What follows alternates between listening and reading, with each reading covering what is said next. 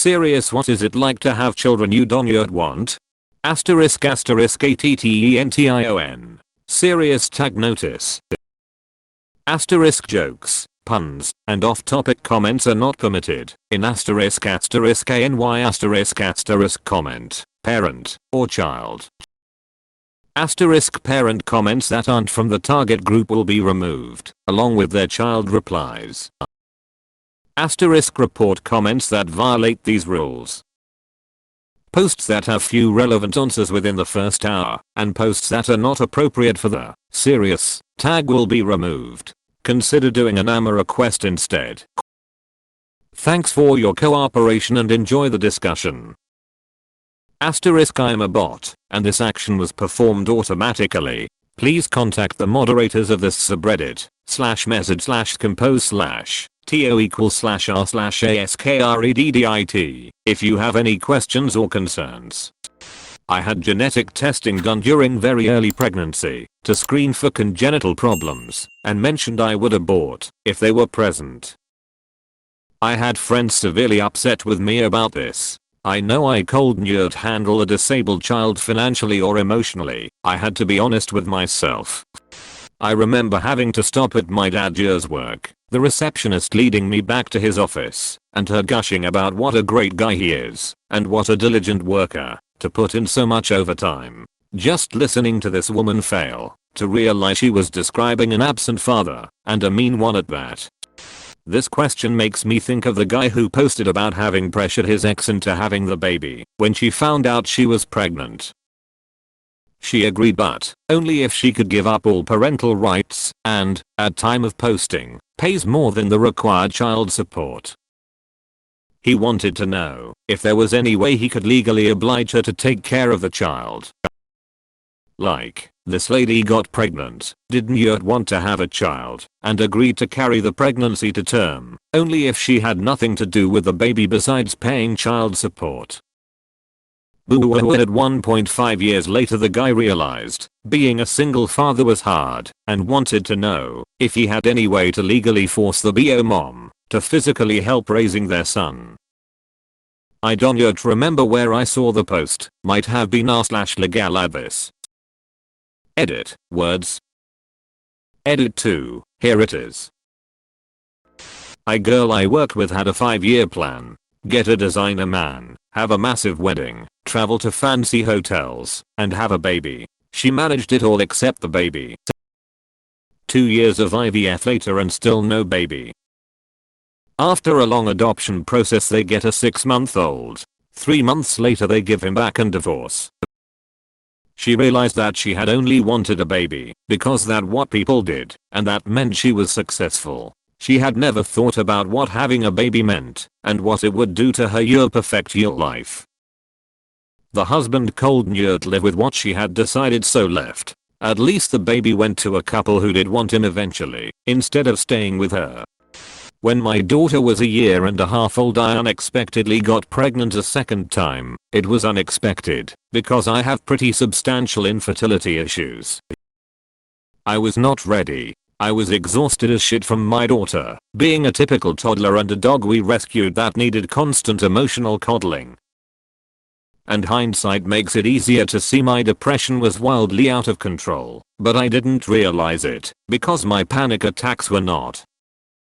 I would lay awake at night, in pain, wanting to vomit from heartburn, exhausted because my daughter decided sleeping through the night was no longer a thing, and would think yeah no. If I miscarried I'd probably feel relieved, and other things along those lines. And this went on for the whole pregnancy. Right up until 32 weeks, when I went into labor, and my son was dead. Gone for at least 3 days, before I went into labor. Despite all the expected mental anguish and trauma, for just any single moment, when we were driving home with empty arms and an empty car seat, I felt relieved. I have yet to forgive myself for that. I was a nanny for a lady who really didn't want children, but needed up having 5, because she loved her husband. Each of her pregnancies her medical condition got worse. With her youngest she had to be in the hospital for 2 months because she had so many kidney stones. Part of her condition is she produces kidney stones at a crazy rate, and they are rare stones that have a hook on them. Her kidneys are also more like a sponge looking organ than kidney, that aren't functioning over 25%. She would give her life for those kids, even though she never wanted them. Shitty part, when the youngest was 2, her health was declining a lot.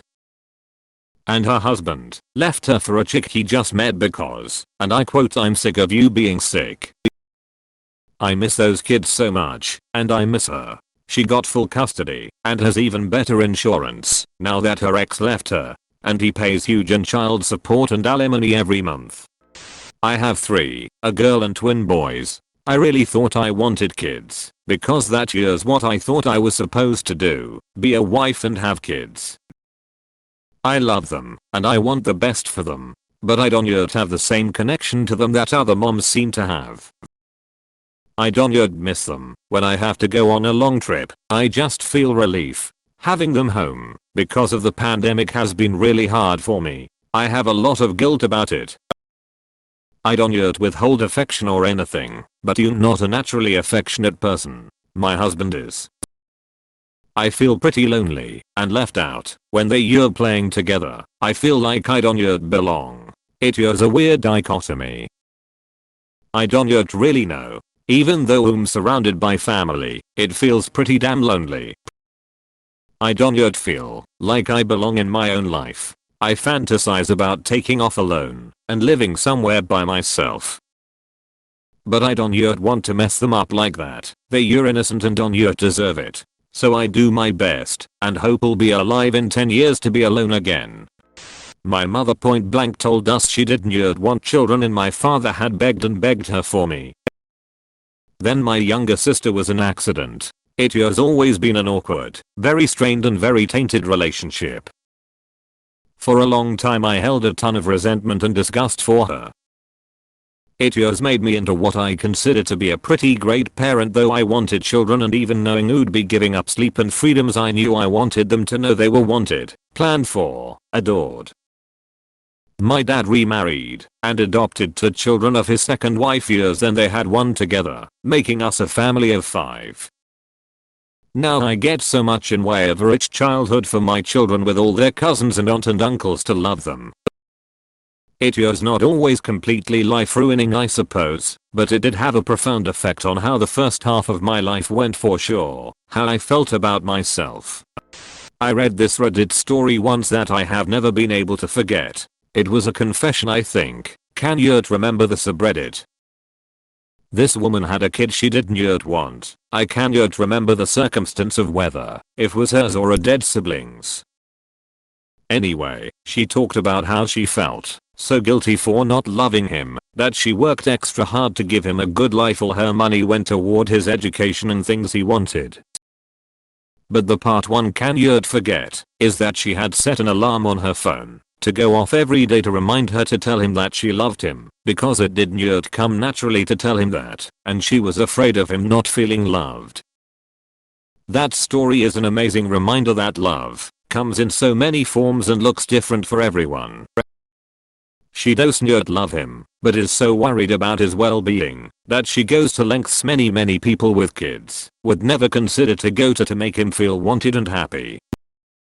If that isn't yet love, I don't yet know what is. My mom had told me Yuri wish not having kids was normalized back when I was younger. Back then it was just something you did. While I know she loves me, I also know if she could go back and not have kids, she would. This is a perfect example of why it shouldn't be expected that people have children. I think this is a conversation that more women, especially, should have. You are close to being burnt at the stake if you confess that actually, if you could turn back the clock, you wouldn't have children. I feel that these conversations may stop perpetuating this idea that 1, if you're a woman you will automatically adore your children. 2, you have more options than just having children. Women do also go through things such as PND, and maybe others talking about it won't make them feel so guilty and alienated. I was conceived to replace a baby boy that died. My mom was so disappointed I was a girl, she forgot my name for a while, and now I have 2 middle names. I had a brother growing up who was favored by both my parents, but he really was amazing. He was my favorite too. He died 5 years ago in a motorcycle wreck, and the least favorite. My mom admitted this freely. Also, I'm the last remaining child. Asterisk asterisk asterisk also, I do not care that my parents are disappointed that I was the one that survived. You've made myself who I want to be. I only talk to my dad occasionally, and my mom became an alcoholic because 2 of her kids died. I do not talk to her. Shrug. My life is separated from this, and I encourage other people to cut off the cancerous people, even if it was your parents. It was liberating. It set the tone for the rest of my life. One of those hindsight is 20/20 things. I honestly believe, if I'd never had a kid, particularly as young and alone as I was in a very socially backwards area, I'd have made a lot more of myself. I know that could be taken as self-rationalization for lack of trying and failures. But I also know how I felt, how I have never bonded with my kid, and how both our lives could have been a lot better had I either waited to have her, or let another couple adopt her like I wanted, but was forced out of the choice. Now this is a taboo subject. People want to say anal sex is taboo, or drugs, or that sort of thing. No, this is the kind of topic that is *ACTUALLY* taboo in our culture. Good question, Op. It's like having some guests at your house that never get around to leave for years, but you must take care of them to avoid getting into trouble and judged by others.